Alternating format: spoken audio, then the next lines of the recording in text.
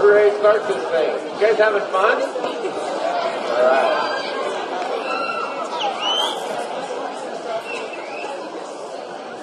All right.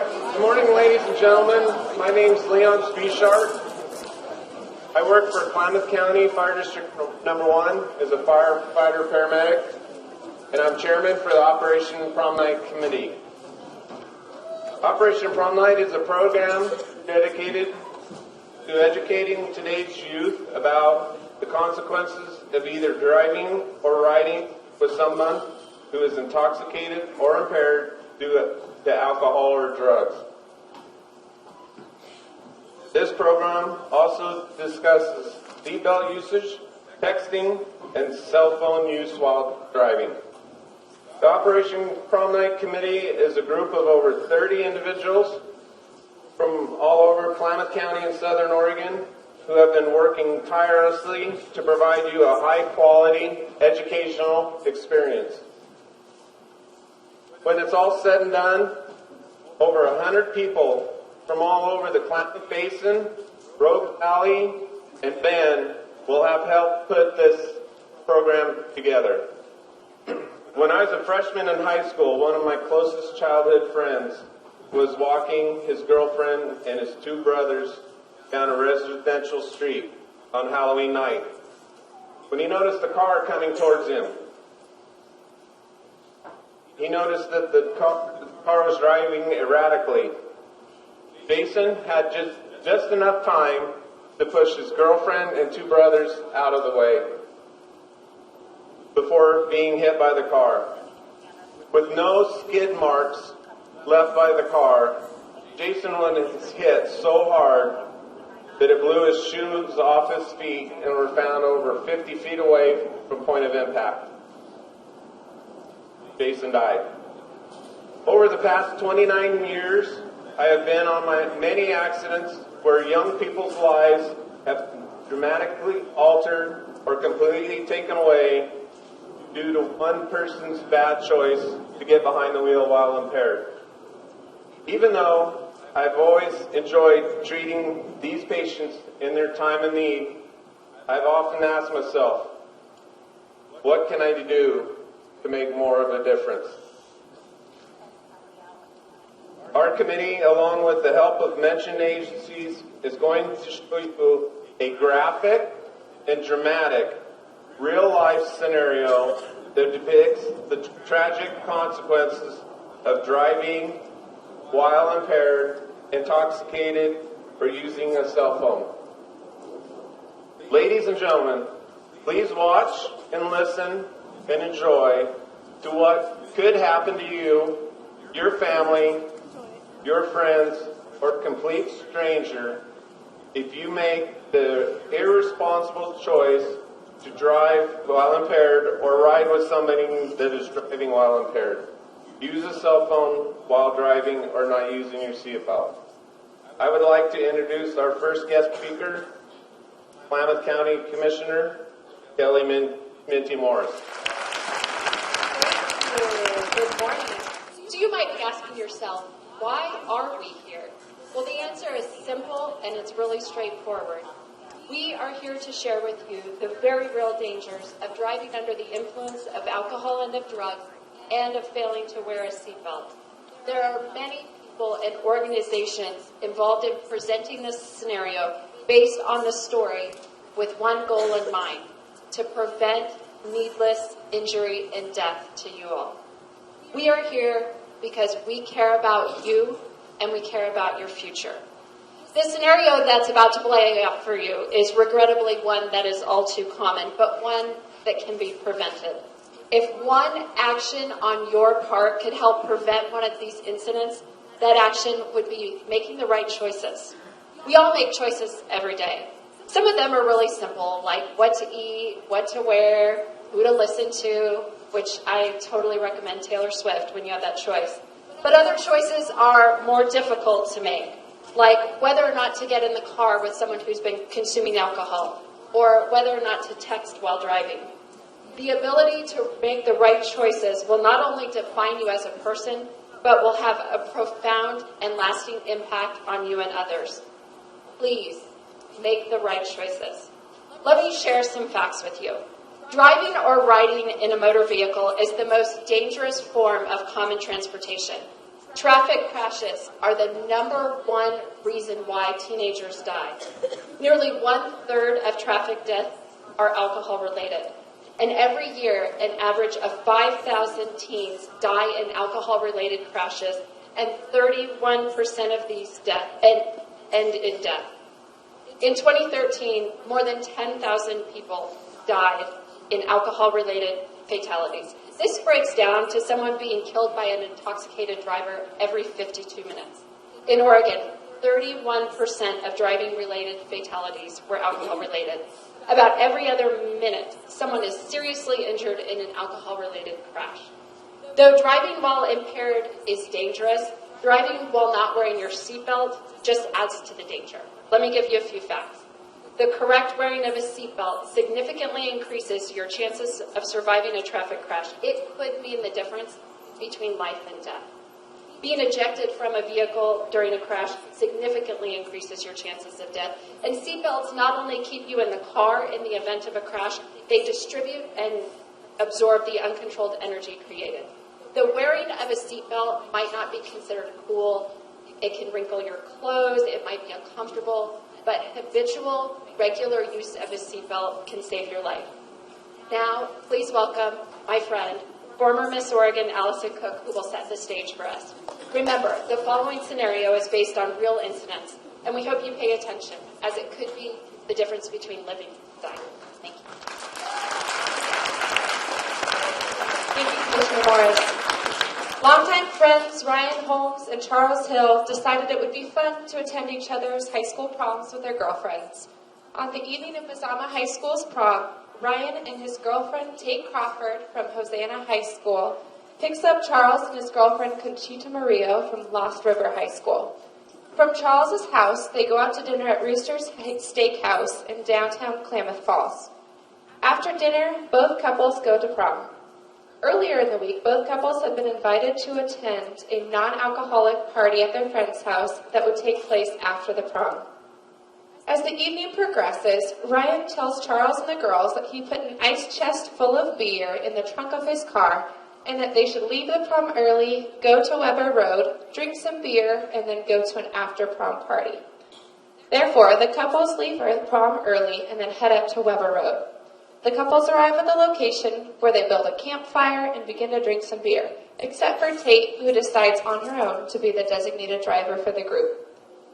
Soon, it's time to leave for the after-prom party. Tate asks Ryan for the keys, but Ryan refuses, saying that he's fine to drive.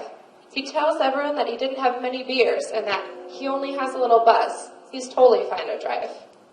The four of them get back into Ryan's car and then head to the after-prom party. Everyone is laughing and having a great time. While the kids are out at Weber Road, the prom begins to wind down.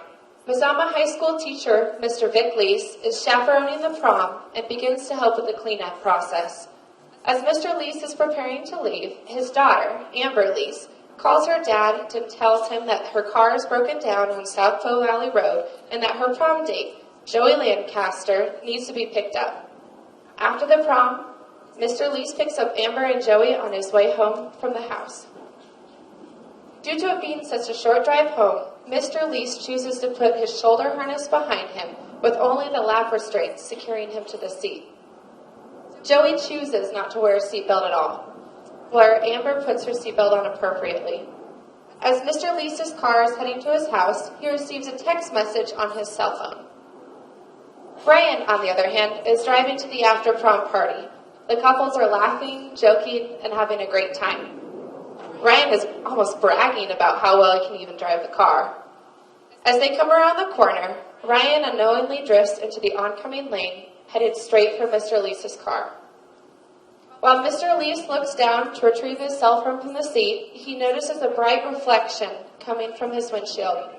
He looks up, sees a pair of headlights in his lane, and Mr. Lease is unable to react in time. He is only able to get his foot to the brake pedal before a massive collision occurs.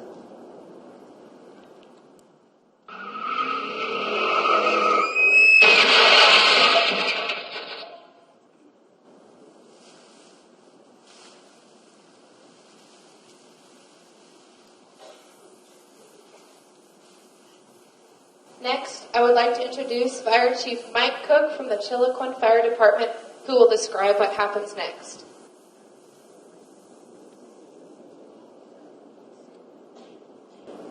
Brian was driving 55 miles an hour at the time of the collision.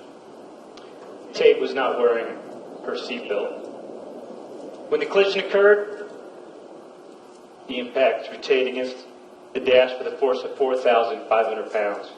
The dash and windshield cannot contain that much force, and Tate is propelled through the windshield, ending up on the hood of the car.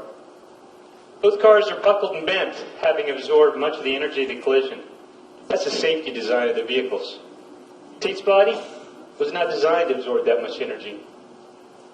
Tate's body is destroyed by the rapid deceleration impact with the dash and windshield. Tate is unconscious. Her lifeless body is not moving. Blood is bubbling from her mouth and nose, caused by the massive trauma she has encountered. The impact of the collision throws Ryan into the steering wheel, but he's still conscious. In a confused state, Ryan is able to get out of the car, and realizing what has happened, attempts to get help. A passing motorist sees the accident and calls 911.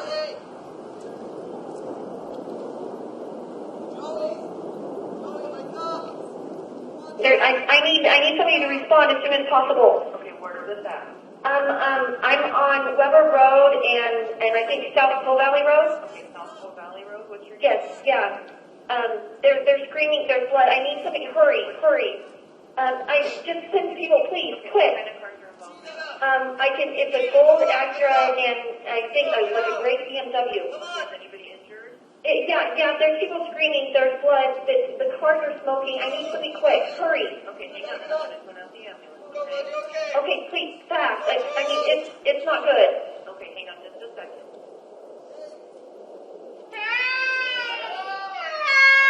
Law enforcement, the fire department, and emergency medical services are notified to respond to the accident. It will take approximately 10 minutes before help will arrive. During that 10 minutes, the condition of the patients will deteriorate. Charles and Conchita were not wearing their seatbelts. In the collision, Charles' head hit the headrest in the seat in front of him, causing his head to snap back violently. Charles feels extreme pain in his neck and cannot move his body from the neck down. Conchita is screaming in pain. Both of her legs are broken, with the bones protruding through the skin. Blood is pouring from the wounds, especially from the left leg, as the bone has severed an artery. Ryan is bewildered, confused, and has no idea what to do to help his friends. In the other vehicle, Mr. Lease was only wearing his lap belt. In the collision, his upper body flies forward, striking the dash. Now he lays unconscious in the car. He thought that nothing could happen to them in such a short distance from the home. He was wrong. Statistically, most fatal car crashes happen within 25 miles of our homes, at less than 40 miles an hour. Joey was right in the back seat and was not wearing his seatbelt. When the cars collided, his body was propelled through the front windshield, lacerating his carotid arteries. Joey's body smashed in the ground, causing massive head and chest trauma. His injuries are not survivable. Joey's life ended the moment he hit the ground.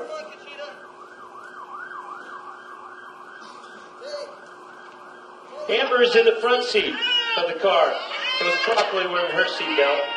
Amber has minor scrapes, cuts caused by flying debris, and she calls out to her father and her boyfriend.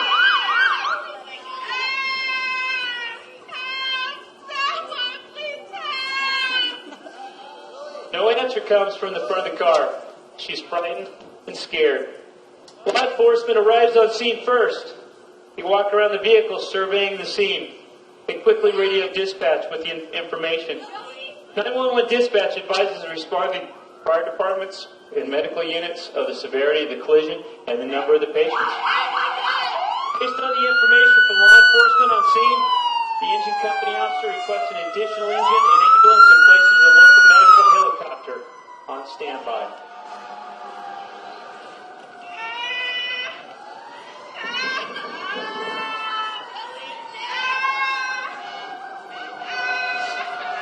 battalion chief and the first engine arrive on scene. The battalion chief will establish incident command. He will assign the engine company to triage the patients to determine the order of treatment and transport. With this information, the incident commander will contact 911 dispatch and request activation of the helicopter.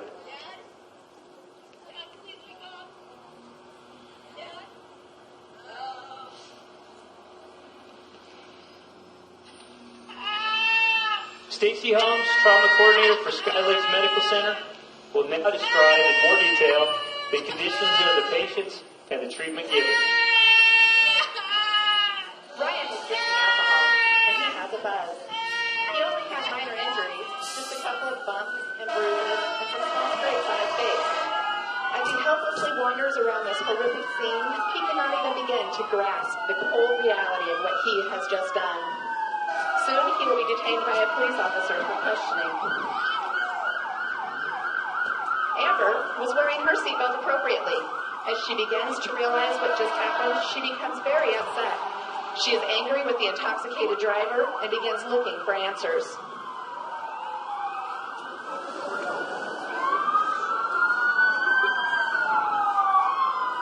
Amber only has minor physical injuries. However, she will always suffer as she lays awake at night, reliving this moment, the longest moment of her life, the moment in which she cried and begged and screamed for her daddy to live as he took his last breath.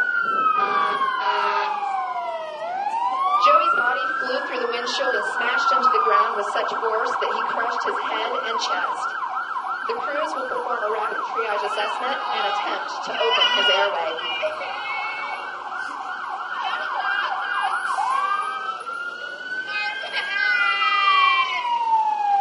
They are unable to find any signs of life, and they pronounce him dead on arrival. They will leave Joey's lifeless body on the ground in order to provide care to the other injured patients. Tate is very pale and sweaty, indicating that she is in critical condition. As she was thrown through the windshield, her body collided with the dashboard. She is suffering from a major head injury. The force of Tate's head crashing through the glass broke her skull and created a large open wound. The laceration is so large that brain matter can be seen protruding through that wound. Blood is pouring from her mouth and nose. She's rapidly removed from the car while paramedics help Daniel C-spine and put her on a backboard to immobilize her spine. Tate has multiple broken bones, including her ribs, her pelvis, and her legs.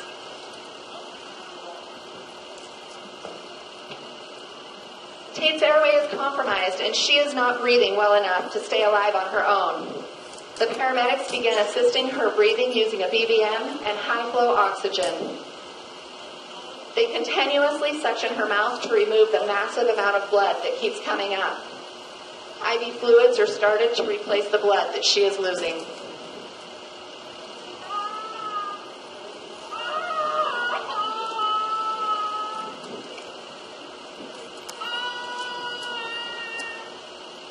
Tate's heart is no longer beating on its own, and the paramedics will begin CPR.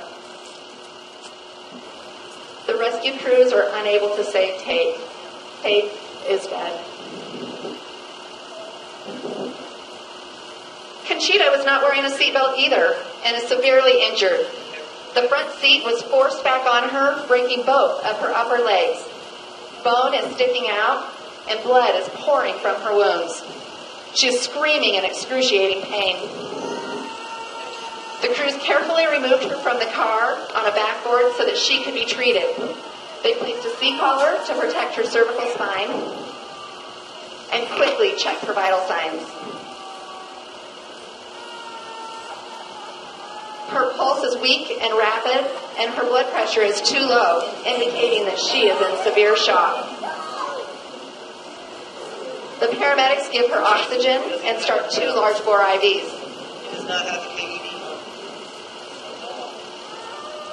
They must prevent the shock from getting worse, so IV fluids are started to replace the blood that she is losing. Anti-shock trousers will be placed on her. The trousers will decrease the blood loss from her wounds and splint her badly broken bones.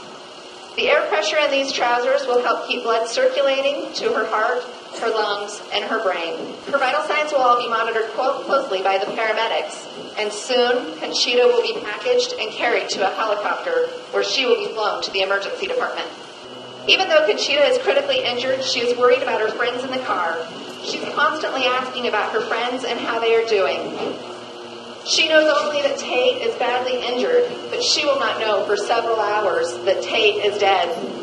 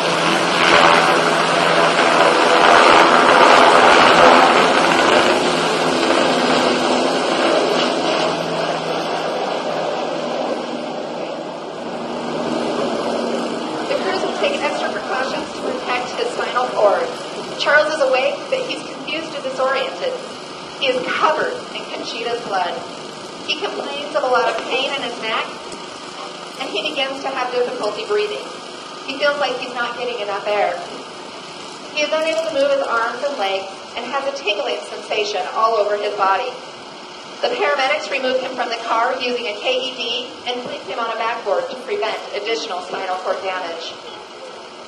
Charles's heart rate and blood pressure are stable, but he's still having difficulty breathing. He is given 100% oxygen using a non-rebreather. The paramedics will put Charles on a gurney and load him into an ambulance. Charles begins to have more difficulty breathing, and his oxygen saturations are dropping. The paramedics will listen to his breath sounds to determine that he has a collapsed lung. They will need to assist his breathing. IVs will be started in the ambulance, and Charles will be transported to the emergency department for treatment.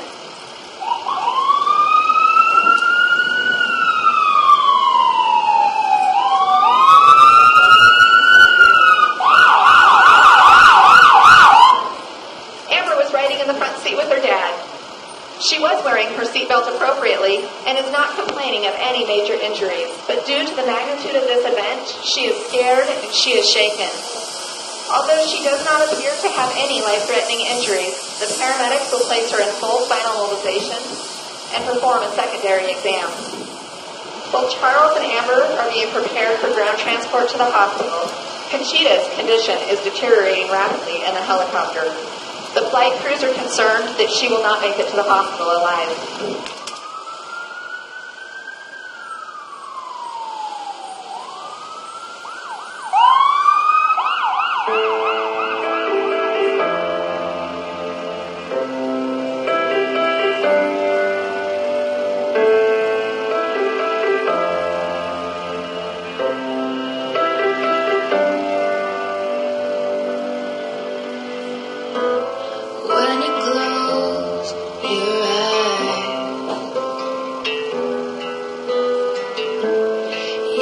see the day arrive.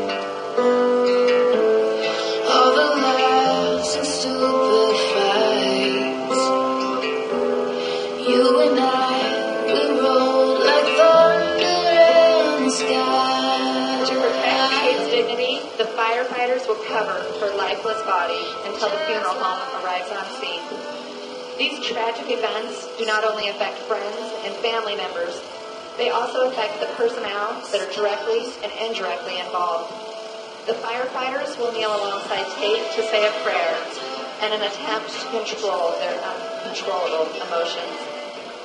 As a result of this horrific tragedy, the firefighters, along with other responders, will participate in a critical stress debriefing in an attempt to heal their wounds. Don't you ever hang your head. I will return in every song and each sunset. A memory is always within reach. I will return. Don't you ever hang your head.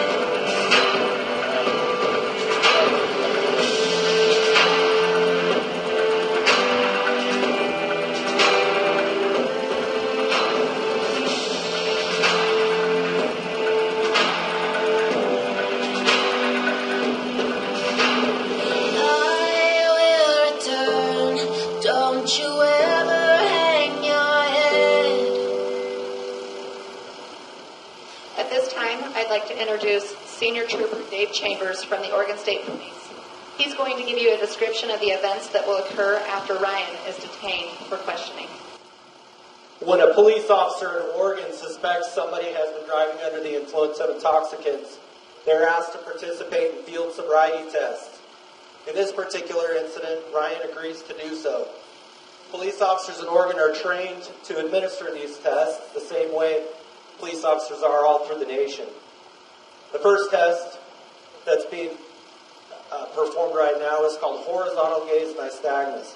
A police officer is trained to watch how the eyes move on the person who's been consuming alcohol.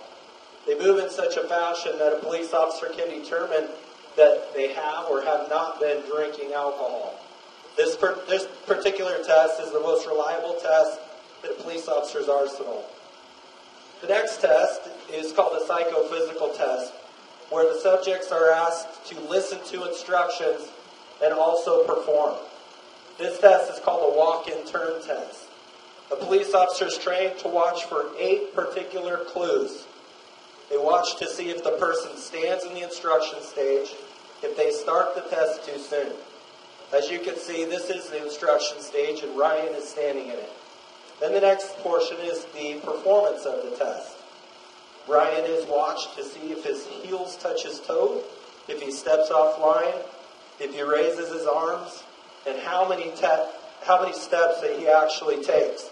He's watched to see how he turns and to see if it's as he described.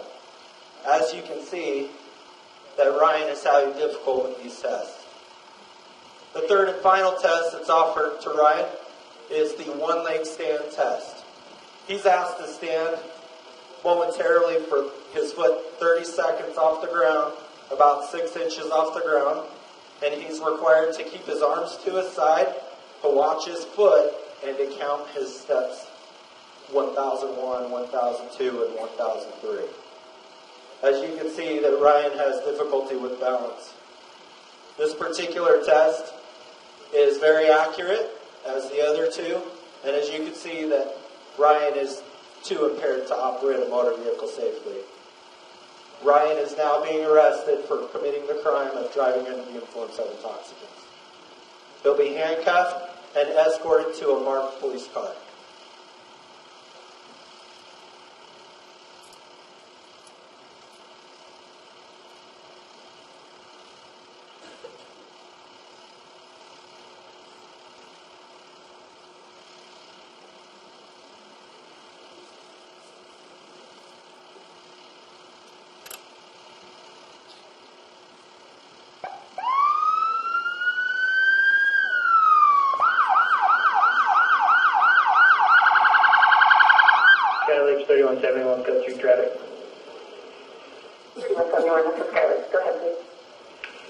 3171, run route TA code 3 with an 18-year-old male patient via trauma system injury.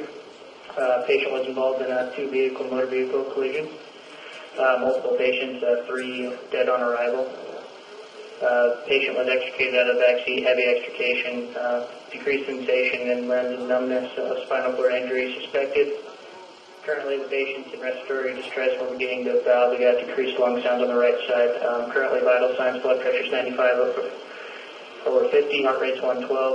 Got a respiration about 6. We're bagging the patient, working on IVs in the back and possible chest decompression. Patients in full spinal percussion.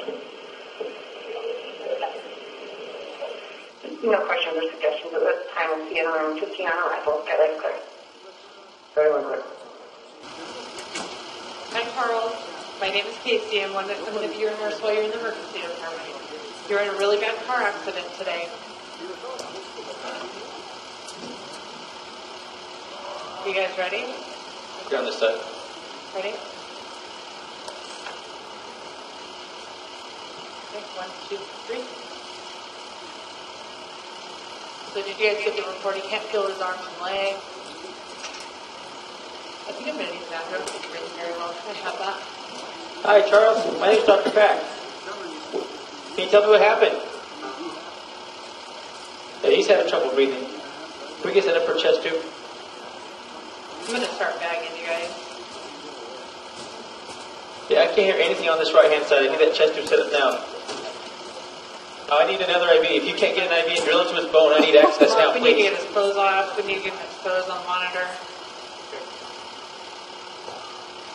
Just let us know when you want to roll, Dr. Pack. As we get him done, just get him rolled over, take a look at his back, see what's going on. I need that chest tube set up, please. Okay.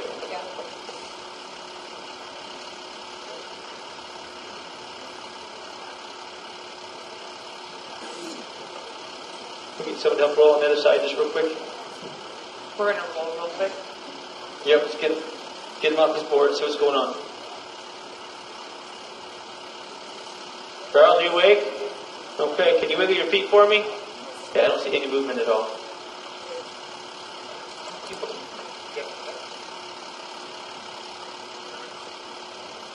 Okay, Stacy. 2, 3.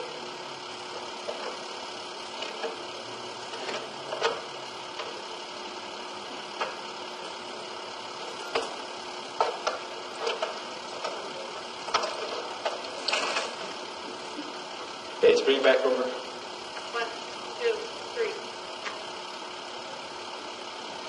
Okay, it's going to go pull on your chest. You're going to put your arm here.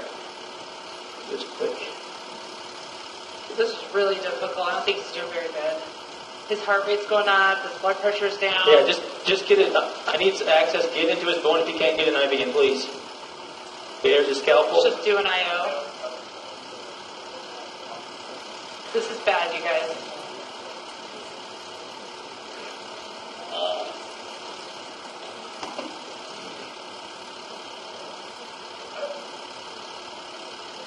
Let me see. Okay, that's going in. I don't see it yet. Okay, let's get that hooked up. How's he breathing? Not well. It's not right. Let's get ready to intubate him, please. We get a blanket on him too, he's going to get cold. And we can start transfusing blood, he needs it. Hey, Mark, we need to get some blood. We need to call the lab. We need a mass transfusion here. Let me take a look here.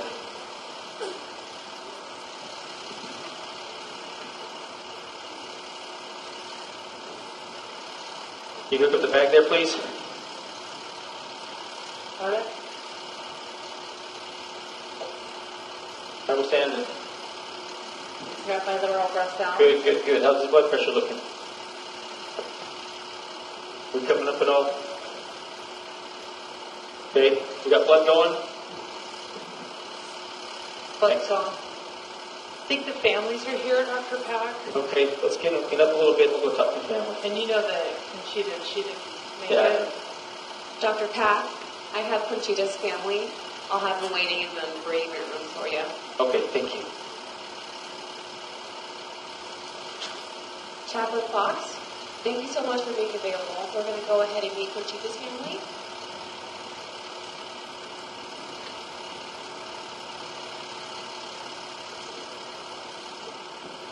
Hi, my name is Anna. Go ahead and have a seat for me, right there.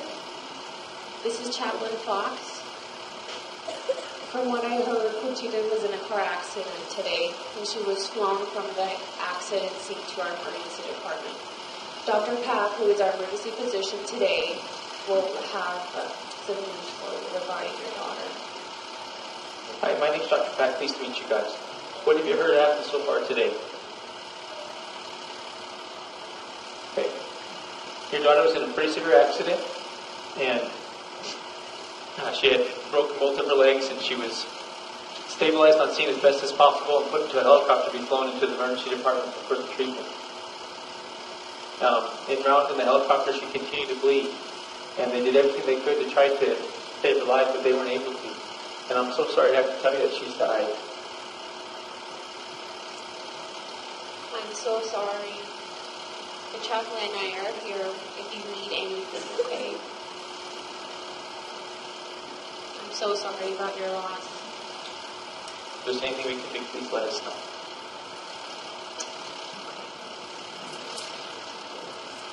Dr. Pack, I also have the family of Charles waiting for you. I'll have them in a separate room for you to talk to them, okay? Okay, thank you. Thank you. Hi, are you guys the parents of Charles? My name is Anna. I'm one of the nurses working today. This is Dr. Pack. He has some updates for you. Hi, my name's Dr. Pack. Pleased to meet you. What have you heard so far about your son? So, I don't know if you've heard, but he was in a pretty severe accident, and he had a lot of neck pain on scene, and was transported on the ambulance. And when he arrived to the emergency department, when we first saw him, he didn't have any air movement on his right-hand side because his lung was collapsed. And we were able to fix that by putting a tube into his chest wall so his lung would work again. He lost a lot of blood, so he's got blood going in right now to keep his blood pressure up. At this time, though, he's not feeling anything from his neck down. He's not able to move his arms or his legs. We wanted to bring in to see him, but I just wanted to prepare you for what you're going to see when you walk in. He has a breathing tube in, so there's a machine breathing for him. You'll see a tube going to his chest that's taking some of the blood out that was in there, and then there's also a lot of blood that we're giving him to keep him alive. Unfortunately, with this spinal cord injury that he's had, he's never going to be able to walk again. But as soon as he's cleaned up, we'll take in and you guys can talk to him. All right, do you guys want to come and see him?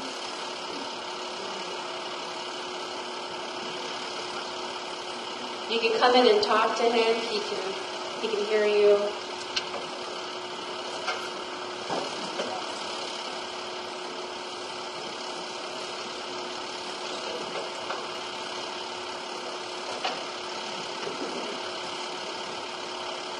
If you guys have any questions, try to answer them for you guys. Well, do you want to come to the other side? There's a chair for you. I know this is very difficult for you. The nightmare does not end at the hospital. I'm Rob Patrick, and I'm your district attorney. What's going to happen as a result of the accident that happened that night? What are the consequences for Tate and Charles and Conchita, Amber, Vic? And how are we going to hold Ryan Holmes, the drunk driver, responsible? What are the consequences to them, their family? I'd like to take time. Each of you take a look to your right. Who's the person sitting next to you in the stands today? A friend? Someone you played sports with? Someone you've known since kindergarten? Now take a look to your left. Who is that person? Is it somebody you know and care about? What you saw today was a fatal accident. These are the types of accidents that we have to deal with in the district attorney's office to hold drunk drivers like Ryan Holmes responsible. That person sitting to your left or your right is your friend today, but tomorrow they could be deceased. And no matter how many soccer games you may have gone to together, no matter how many baseball games, choir concerts, or any other event, parents who are children are the victims of drunk driving don't forgive. They want to exact a penalty, and they are not going to forgive you as a drunk driver for taking their child's life, no matter how long you've known each other. What are we looking at? What is Ryan looking at? And these parents are going to be very upset because we know that Ryan's girlfriend, Tate Crawford, was the designated driver. And yet, he refused to let her drive